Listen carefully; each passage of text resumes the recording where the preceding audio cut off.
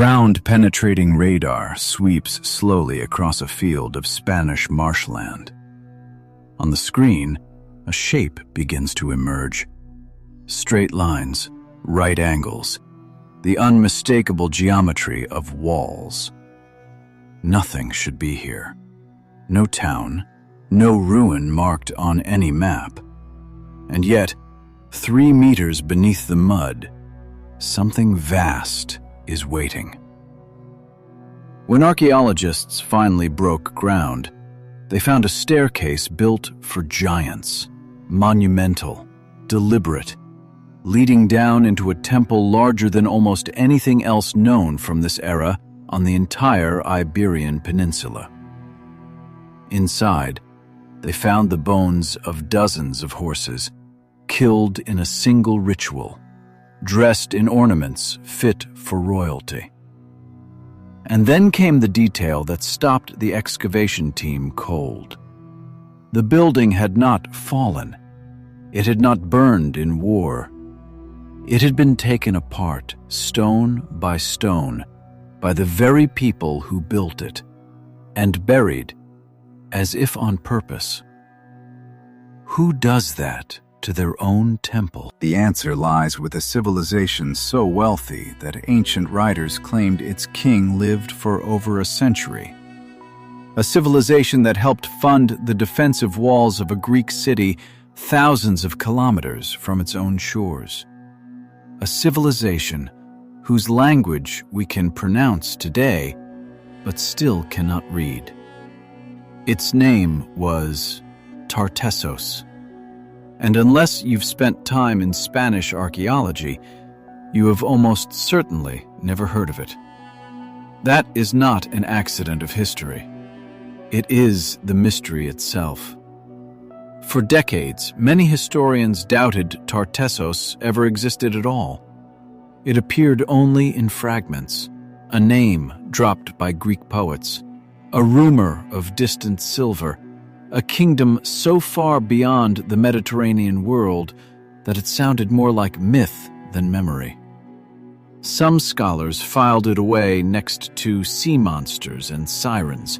A good story, nothing more. Then the ground began to answer back.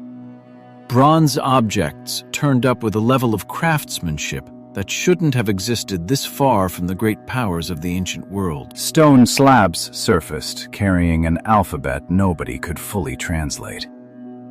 And beneath a field in Extremadura, that buried temple emerged, proof that somewhere in the fog between legend and fact, a real civilization had once stood. But proof of existence only deepened the real question. If Tartessos was real, if it was rich, if it was powerful enough to be remembered by name across the ancient Mediterranean, how does an entire civilization disappear almost without a face? To understand how something so large could vanish so completely, we have to go back to the very beginning, back to a time when this land wasn't a footnote. It was a legend in the making.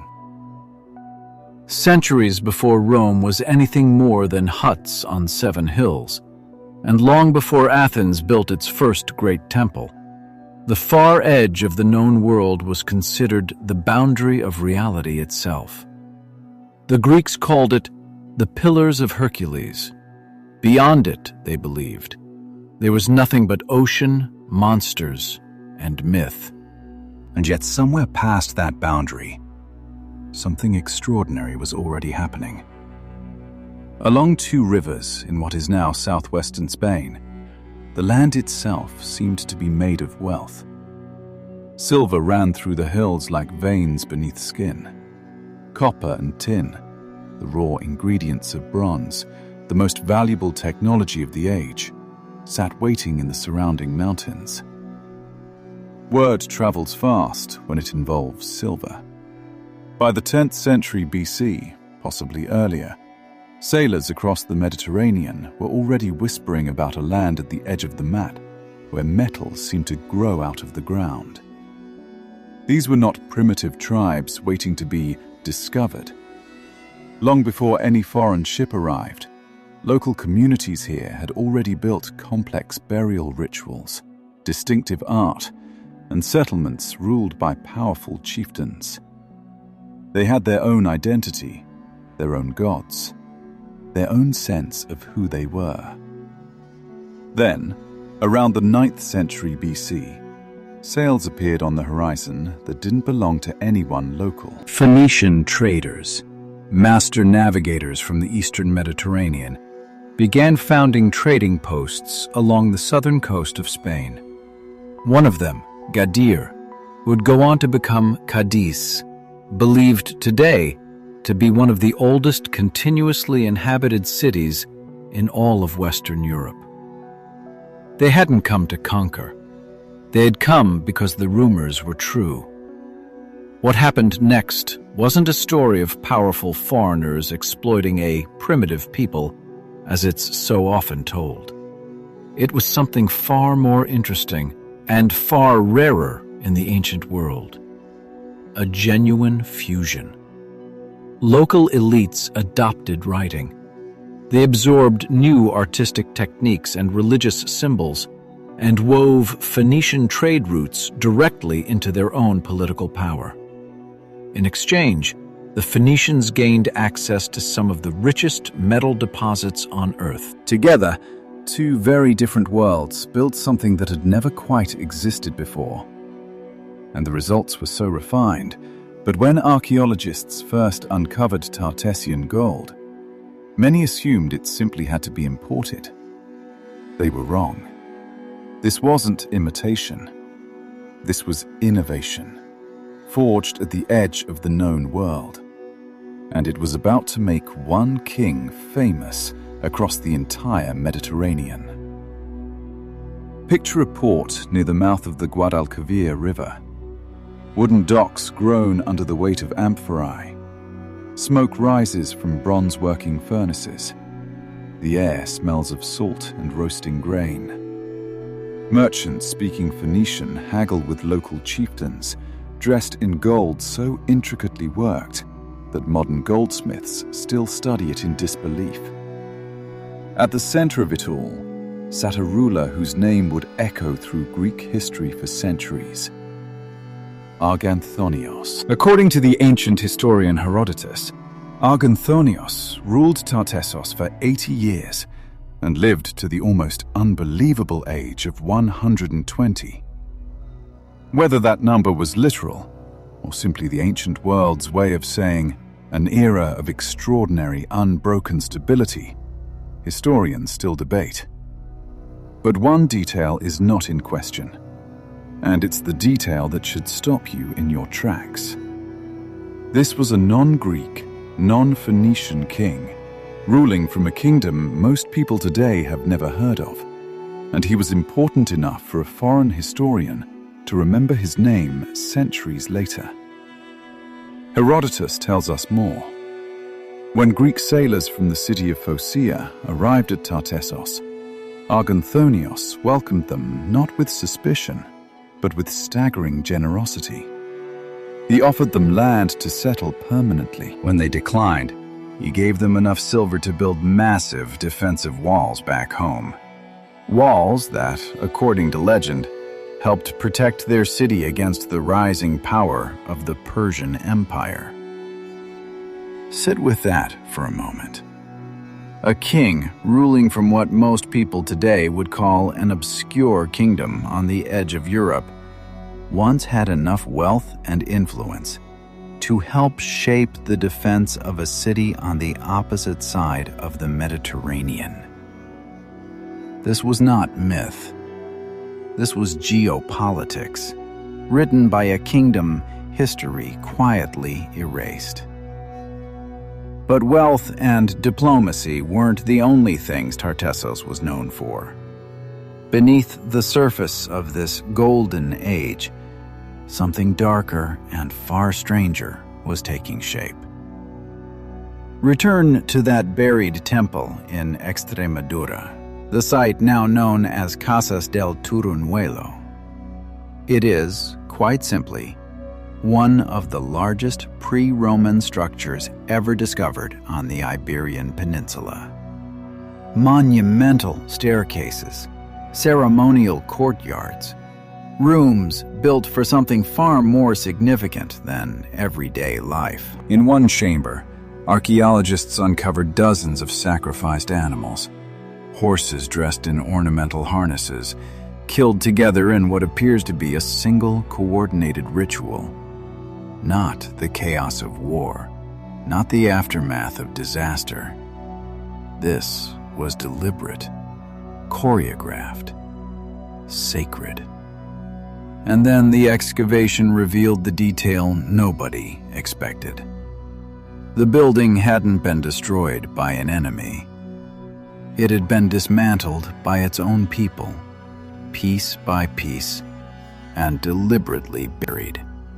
Almost like a funeral for a structure instead of a person.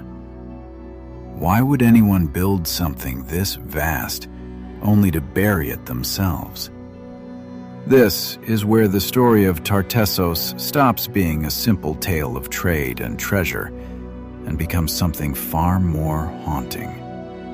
Because unlike so many ancient civilizations that fell to invasion, plague, or slow decline, the story hidden beneath this Spanish field suggests something else entirely. An ending that was chosen, ritualized, silent. And the frustrating part is this: the people who built it left us almost no words to explain why. Unlike Egypt, with its walls of hieroglyphs, or Mesopotamia with its libraries of clay tablets, Tartessos left behind a script that remains, even now, only partly understood.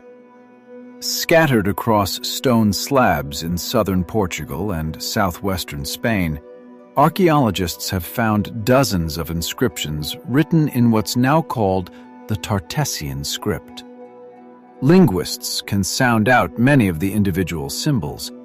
We know the alphabet borrows from Phoenician roots, adapted to fit sounds that belonged to an entirely different indigenous language. But here's the haunting part. We can pronounce the letters. We still cannot read the words. Imagine standing in front of a stone carved nearly 3,000 years ago to honor someone's death, and being able to speak the syllables aloud without knowing a single thing they mean. A name? A prayer? A warning? We simply don't know. And every attempt to fully decode it has run into the same wall. Some researchers believe Tartessian may belong to a language family that no longer exists anywhere on Earth. A linguistic dead end, spoken by no one, understood by no one, its last echoes locked in stone. Others argue for distant, contested links to other ancient tongues. The debate is very much alive, and every new inscription reignites it. This silence explains something crucial about why Tartessos slipped out of history's spotlight. Civilizations that leave behind readable texts get to narrate their own legacy. Civilizations that don't get left to the mercy of outsiders' stories. And the outsiders who wrote about Tartessos were the Greeks and Romans, storytellers who blended real memory with poetic exaggeration until a genuine, sophisticated kingdom began to sound more like fantasy than fact. Which brings us to one of the most provocative and most carefully debated theories in the entire field. Could Tartessos be connected to one of the most famous legends in Western history? For generations, some scholars have wondered whether folk memories of Tartessos, a wealthy kingdom beyond the Pillars of Hercules that flourished and then vanished, might have influenced Plato's account of Atlantis. A distant, fabulously rich civilization at the far edge of the known world, gone almost without explanation. Let's be clear about what mainstream historians actually think here. Tartessos is not Atlantis. Plato's account was almost certainly philosophical allegory, a moral fable rather than a historical record. But the parallel is too striking to dismiss outright. A real kingdom, immensely wealthy, sitting at the very edge of the Greek imagination, disappearing with unusual completeness. It's easy to see how such a story could bleed into legend over generations of retelling. Whether or not any direct link exists, it tells us something important. In the ancient mind, Tartessos occupied that same strange, shimmering space, somewhere between the real world and the edge of what people believed was even possible. But eventually, even legends fade. And by the 6th century BC, Tartessos itself began to disappear from the historical record entirely. The question every historian eventually has to face is simple and unresolved. Why? Here, honesty matters more than certainty. There is no single accepted answer, only competing theories, each backed by real evidence, each still being tested against new discoveries. The first theory points to economics. As Carthage rose to power across the western Mediterranean during the 6th century BC, established trade routes may have shifted, cutting Tartessos off from the flow of wealth that had sustained its elite for generations. No silver flowing out, no luxury flowing in. A slow economic strangulation. The second theory is quieter, and in some ways more unsettling. Transformation, not collapse.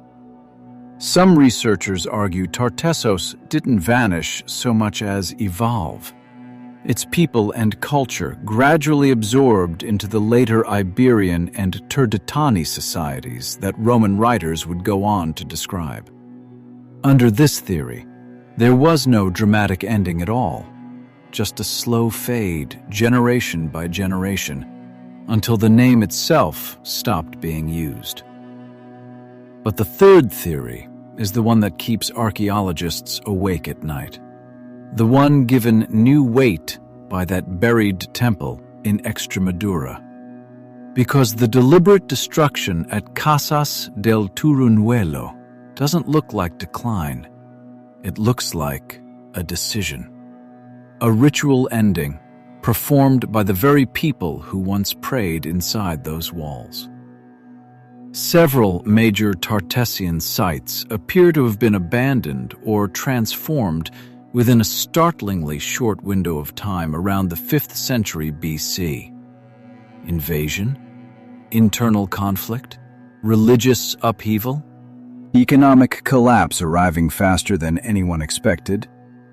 The honest answer is that no one knows for certain, and any documentary that claims otherwise isn't telling you the truth. What we do know is this. After this period, the unmistakable fingerprints of Tartessian culture, its script, its art, its unique blend of Iberian and Phoenician identity, begin to fade from the archaeological record. Something ended here. Whether through slow dissolution or sudden ritual, the golden age of Tartessos, as a distinct and recognizable civilization, was over. But its story wasn't finished, not even close. Because for the next 2,000 years, Tartessos would live on as a rumor. For nearly 2 millennia, Tartessos existed only as ink on old pages, a name mentioned by Greek historians, a possible answer to a puzzle buried inside the Bible itself. In the book of Jonah, a prophet tries to flee his calling by sailing toward a distant land called Tarshish, famous even in scripture as a place of ships and silver. Some scholars believe Tarshish may be a reference to Tartessos itself, or to the vast trading network built around it. If true, it means the wealth of this small Iberian kingdom was significant enough to be woven into religious texts on the opposite side of the ancient world, spoken of in the same breath as Nineveh and Jerusalem. The identification remains debated, but it reveals something remarkable regardless. This was a civilization whose reputation traveled further than its own physical remains ever would. By the time Roman geographers were mapping Iberia in detail, Tartessos was already closer to memory than reality. A name attached to a region, no longer a place anyone could visit and describe firsthand. For centuries afterward, many historians simply assumed that's all it had ever been. A story, a legend. Not a civilization, just a very good rumor.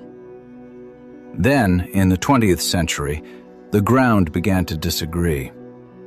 In 1958, construction workers near Seville, preparing land for what was meant to become a golf course, hit something unexpected buried in the soil. What they found became known as the Carambolo treasure, gold jewelry of such extraordinary craftsmanship that it forced historians to reconsider everything they thought they knew about Tartessian skill and sophistication. It was the first crack in the wall of doubt. It would not be the last. Excavations at Huelva revealed the remains of a bustling ancient port buried directly beneath the modern city, a place where Tartessian and Phoenician material intermingled in staggering quantities. And then, beginning in earnest in the 2010s, the excavation at Casas del Toruñuelo started peeling back layer after layer of a civilization far more centralized, far more architecturally advanced, and far more mysterious than anyone had previously imagined. Each new season at Toruñuelo brings fresh discoveries and fresh questions. Archaeologists have recently uncovered sculpted stone faces there, among the only surviving examples of Tartessian art depicting actual human features. A rare, precious glimpse of how these people may have pictured themselves, or their gods. We are watching history get rewritten in real time, and nobody yet knows exactly where the next shovel of earth will lead. There's something profoundly human buried underneath all of this, something easy to miss if you focus only on gold and ruins. Think about what it actually means to excavate a civilization that left behind so few words of its own. Every brushstroke against ancient soil might reveal a fragment of language no one alive can fully read. Every uncovered ritual space raises questions about beliefs no living tradition can explain. Every piece of jewelry pulled from the earth once belonged to a real person, someone with fears, ambitions, family, and a story now almost entirely lost. This is perhaps the most human part of the Tartessian mystery. We are reconstructing an entire civilization not through its own voice, but through its silence, its objects, its buildings, and fragments written by outsiders who barely understood what they were describing. And yet, in that silence, something undeniable comes through. The careful positioning of those sacrificed horses, the deliberate, almost ceremonial destruction of a monumental temple, the extraordinary skill poured into gold meant to honor either gods or the dead. These are not the traces of a people without depth. These are the fingerprints of a civilization that clearly cared about ritual, about memory, about leaving something behind, even if they never expected us to be the ones digging it up. Today, researchers are still asking the questions that matter most, and they're asking them with real scientific humility, not false certainty. Was Tartessos a single unified kingdom under rulers like Arganthonios, or a network of powerful city-states bound together by trade and culture rather than a throne? Did its decline come from economic disruption, slow transformation, or something closer to a chosen ending? Was the destruction at Turuñuelo one isolated event, or part of a much wider pattern we haven't fully uncovered yet? These aren't failures of archaeology. They're the honest, unfinished work of rebuilding a civilization out of fragments. Work that is very much still happening, with new excavations already planned that could rewrite this story again within the next few years. What we can say with total confidence is this: Tartessos was real. It was wealthy beyond what most of its Mediterranean neighbors could imagine. It built monuments that rivaled far more famous civilizations. It developed a writing system entirely its own. And for a brief, glittering window in history, it helped shape the politics of the ancient world.